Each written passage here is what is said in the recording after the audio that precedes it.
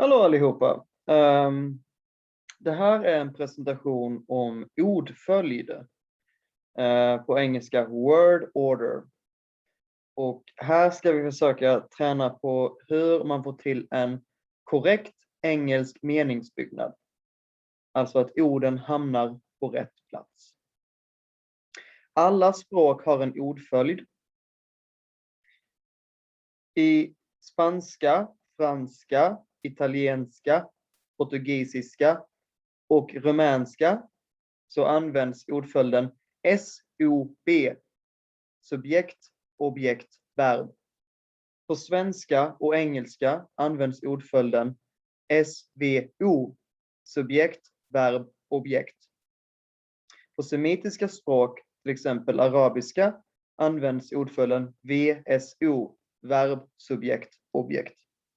Och det här påverkar hur vi pratar engelska, det vill säga hur vi placerar orden. Låt oss gå vidare. På engelska så använder vi ordföljden swampty. Och ni kan se här i början SVO. Subjekt, who eller vem. Vem gör vad? Verb, does what, så vad. Objekt ingår i verbet. Det går inte att skilja på verbet och objektet. Och jag ska visa hur om en liten stund. M står för manner eller how. Hur händer något? P står för place. Det vill säga where eller var händer något. T står för time. When. När händer något. Y står för why. Varför hände det? Det var anledningen. Som vi ser på meningen här under så står det John packed his suitcase quietly in his room last night to avoid waking up his parents. Då ser vi att John är subjekt. Det är han som gör något. Packed his suitcase. Gör vad? Jo, han packar sin resväska. Hur? How? Quietly. Tyst. Var? In his room. When? När? Last night. Varför? Av vilken anledning? Jo, to avoid waking up his parents. Så John packade sin resväska tyst i sitt rum förra kvällen för att undvika att väcka hans föräldrar. Ni ser här färgkodningen. Det är den här vi kommer använda oss av i resten av presentationen. Så subjekt, verb, objekt kommer först.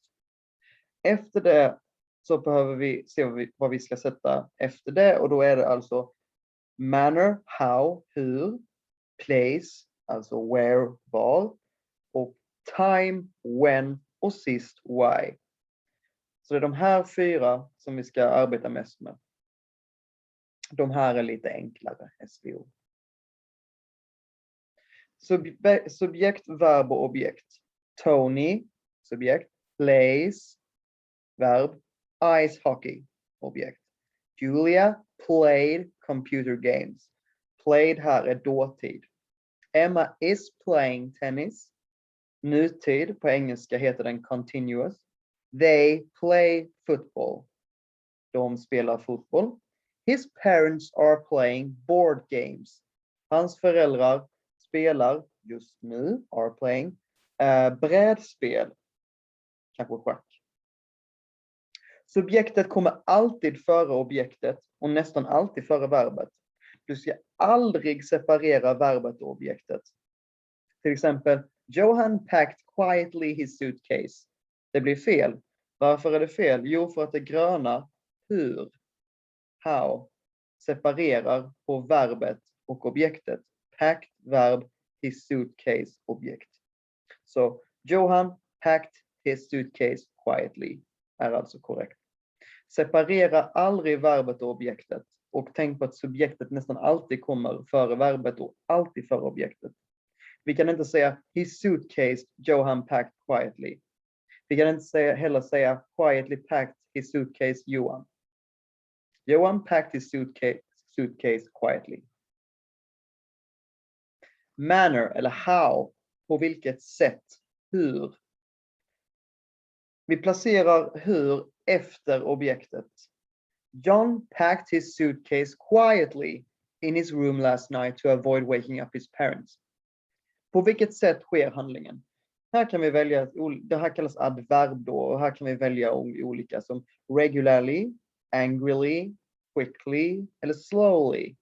Och det betyder då regelbundet, ilsket, snabbt eller långsamt. Det här adverbet, alltså how, hur, på vilket sätt, ska alltid vara mellan what, det vill säga objektet, och when, vad och när. Vi kan inte placera quietly efter in his room till exempel. Joe unpacked his suitcase in his room quietly. Fungerar inte. Vi kan inte heller sätta quietly före last night. Joe unpacked his suitcase in his room quietly last night. Det blir också fel. Så det ska vara mellan verb och objekt och mellan när. Nu så kommer vi till place, time och why. Det vill säga plats, tid och varför. Where, when and why. Place, det vill säga where, till exempel. Man kan säga at home, hemma, eller New York. Time, when, kan till exempel vara at 5 o'clock eller tomorrow. Det har med tid att göra. Why kan vara to become better eller as a hobby. Alltså anledningen till att man gör något. För att betona plats, tid eller anledning så kan man sätta dessa först. Men då måste det vara ett komma efteråt. Så egentligen är det Tony packed his suitcase quietly in his room. Men man kan sätta in his room, Tony packed his suitcase quietly. Om man använder ett komma efter room. Man kan göra samma sak med tid. Last night, Tony packed his suitcase in his room. Samma med why, eller anledningen. To avoid waking up his parents, Tony packed his suitcase quietly in his room. Det här är kanske inte den vanligaste meningsbyggnaden, men det fungerar. Men om ni ska sätta plats, tid eller anledning före subjektet Tony, så måste det finnas ett komma. Annars blir ordföljden fel. Tänk också på att plats ska vara före tid och tid ska vara före anledning. Place, time, why. Swampy. Vi kan nu kolla på lite övningar här nu. Så att vi ser om det sitter. He, my questions, patiently answers every day. Hur ska vi sätta de här orden är då huller om buller, och hur ska vi få dem rätt? Jo, swampy. S, subjekt. He. Sen behöver vi ett verb. Answers. Det är ett verb. He answers. Ett objekt. My questions. SVO. Så. He answers my questions. M. Manner. Det vill säga hur, how. Patiently. Tålmodigt. He answers my questions patiently. Och sist har vi time. Swamped. Vi ser. Yes. He answers my questions patiently every day. Swampy verkar fungera. Vi tittar på ett exempel till. Enjoyed Rob his trip last month very much. Huller om buller. Det här är inte korrekt ordföljd. Först och främst behöver vi ett subjekt. Ett namn eller en person eller ett djur. Rob. Vad gör Rob? Enjoyed. Det är ett verb i dåtid. Rob enjoyed. Vad? Very much är hur. Last month är tid. His trip. Hans resa. Okej. Rob tyckte om sin resa. Rob enjoyed his trip. Subjekt, verb, objekt. SVO. Very much. How eller manner. Swam. Och sen har vi tid. Swamped. Tittar. Yes. Rob enjoyed his trip very much last month.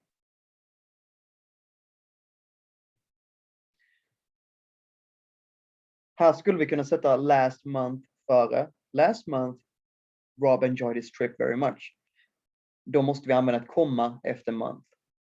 Tänk på det här om ni vill variera meningsbyggnaden lite ibland.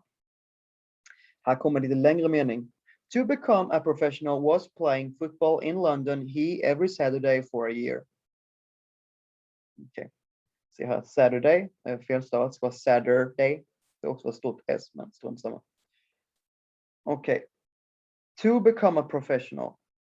Det är nog why, så det ska nog vara sist. To become a professional, för att bli professionell. Was playing, det är ett verb i dåtid. He, subjekt, he was playing what? Vad spelade han? Football. He was playing football. Subjekt, verb, objekt. Finns det ett hur här? Nej, det verkar inte finnas. Finns det ett place? Ja. Finns det ett ställe? London, in London. Finns det en tid? Every Saturday for a year. Okay, swamped tid. Och why, to become a professional. Vi tittar. He was playing football in London every Saturday for a year to become a professional. Okay, he, subjekt, was playing, verb, football, objekt, in London, place, eller plats, every Saturday for a year, tid. Why, to become a professional. Om vi hade satt in ordet regularly, alltså regelbundet, vad skulle vi ha satt det då?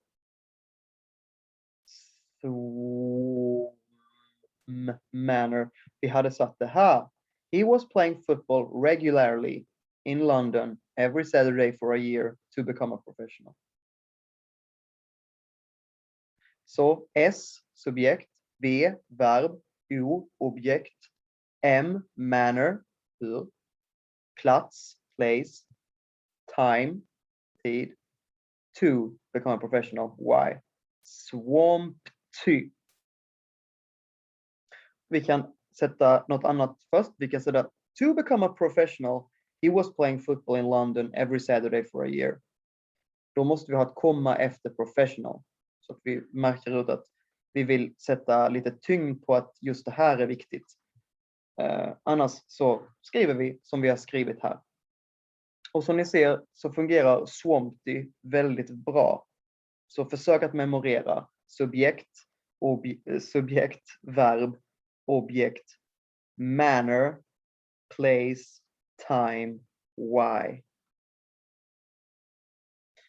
Det var allt som jag ville säga om ordföljd. Om ni följer exemplen som jag har visat. Och ni tittar gärna på filmen en gång till om ni vill. Och pausa. Där ni behöver titta lite extra. Följer ni det som jag har sagt nu så kommer ordföljden att sitta som en smäck, tror jag. Hoppas att det här var till någon hjälp. Tack så mycket för mig. Hej då.